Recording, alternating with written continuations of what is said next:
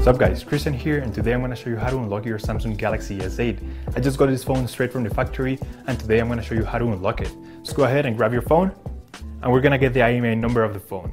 So we're going to dial *#06#, and as you will see, the 15-digit IMEI number will appear in your screen.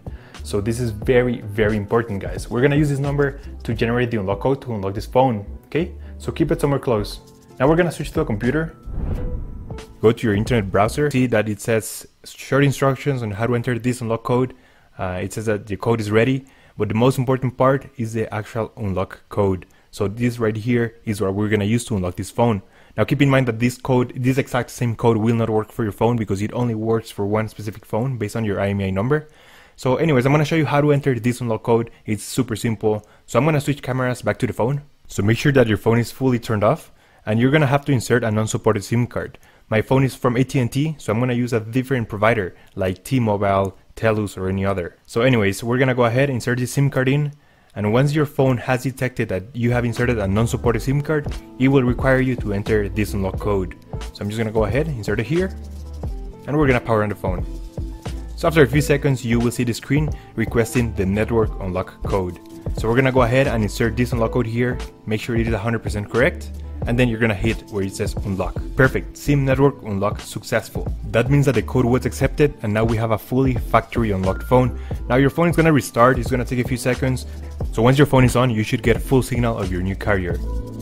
Alright guys, so there you have it. That's how you unlock a Samsung Galaxy S8. I hope this video helped you unlock your phone. If it did, give it a thumbs up, subscribe, and let me know if you have any questions in the comment section down below. By the way guys, if you haven't checked out the drop test video, go ahead and click it here to watch the drop test from 1000 feet. We're also giving away a free Samsung Galaxy S8. So make sure you also watch this video because I'll tell you how you can win it there. Thank you for watching. See you on the next one. Take care.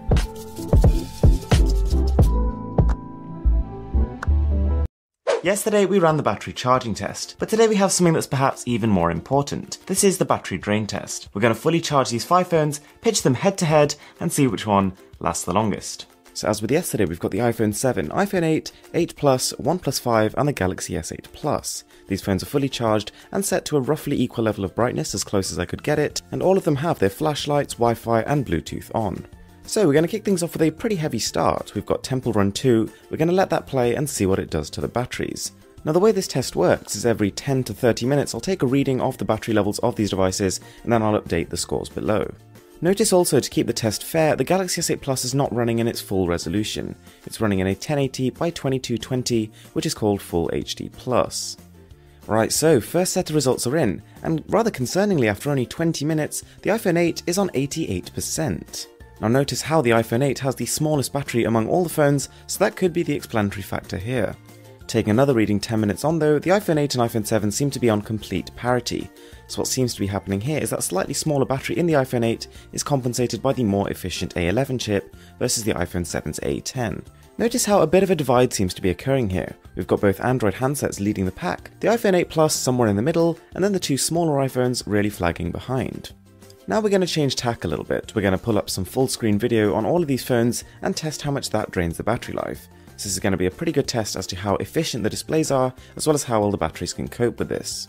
Leaving that for about 12 minutes, it doesn't seem to have too much of an effect on the S8 Plus or the OnePlus 5, but all of the iPhones seem to have had a pretty significant hit. Also, take a look at the iPhone 8, that has really pulled ahead of the iPhone 7 since our gaming test, and that does suggest that this new A11 chip, when it's in the background and not really working too hard, is a lot more efficient than last year's A10. So now we've pulled up Holo, which is an augmented reality application, to see how well these phones cope with just being used by apps. And I have to say, this is one of the most demanding ones, and you can see it takes a lot out of all of the smartphones.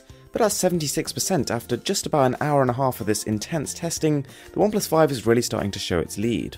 What I'm trying to do on this test is to create something that somewhat resembles how a person might actually use their phone on a day-to-day basis. So before we take any further reading, we're going to jump straight into the front cameras of the devices and leave them for a bit. After our next reading, it is good to see the iPhone 8 has really pulled well ahead of the iPhone 7. And quite concerningly, the iPhone 7 has already hit the below 20% mark. We're going to do one final round of gaming before we switch to something completely different. And it does seem, after taking the next reading, that the iPhones are almost accelerating downwards, i.e. as their figure has gotten closer and closer to 0, the speed at which it's going down has also increased. Next up, we're going to flick over to downloading. So on all of these smartphones, we're going to download some really large files and applications and see how much the background usage of the CPU and display actually are. And after about 10 minutes of this, none of these phones have lost more than 4%, so to be honest, we should probably move on. Now, after changing to an Antutu benchmark, the iPhone 7 dies almost imminently, with a final time of 3 hours and 2 minutes. Now notice also how the two remaining iPhones try to dim their displays. It is a mechanism created to prevent them overheating, so every now and again I had to manually turn them up again. I have to say here, I'm pretty impressed with the Galaxy S8 Plus and the Oneplus 5. After this much testing, they are retaining over double of the charge of the iPhone 8 Plus, which is kind of meant to be a slightly more battery-oriented phone.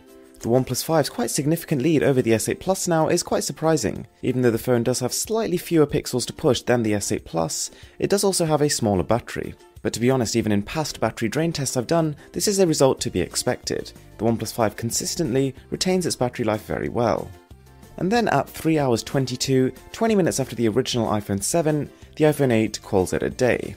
One interesting thing to notice here is that even though the iPhone 8 Plus's battery is a good 30% larger than that of the iPhone 8, it is nowhere near doing 30% better. And after just 3 hours 37, the iPhone 8 Plus packs its bags and goes home too. Now, very quickly before we get to the final results, we are working extremely hard to get to 1 million subscribers on this channel. We're uploading a tech video every single day, so if you could support me by subscribing, that would mean so much. So right at the bottom we have the iPhone 7 with a time of 3 hours and 2 minutes. Now, slightly better than that, but to be honest not as much as we would have liked, the iPhone 8 scored 3 hours and 22 minutes. This was then followed pretty shortly by the 8 Plus at 3 hours and 37. We then continued our gaming session on the two Android phones, and the S8 Plus bottled at 4 hours and 16 minutes, and the OnePlus 5 was sitting pretty with 4 hours and 28. So to be honest, I don't think that's a particularly surprising result. Apple, with the iPhones, has been famously poor for battery life, and with the iPhone 8s they seem to have somewhat got the hint and tried to improve the efficiency, but nonetheless they are significantly trailing behind the competitors. Thanks a lot for watching guys, really hope you enjoyed the video. I'm Mr. Who's the Boss, and I'll catch you in the next one.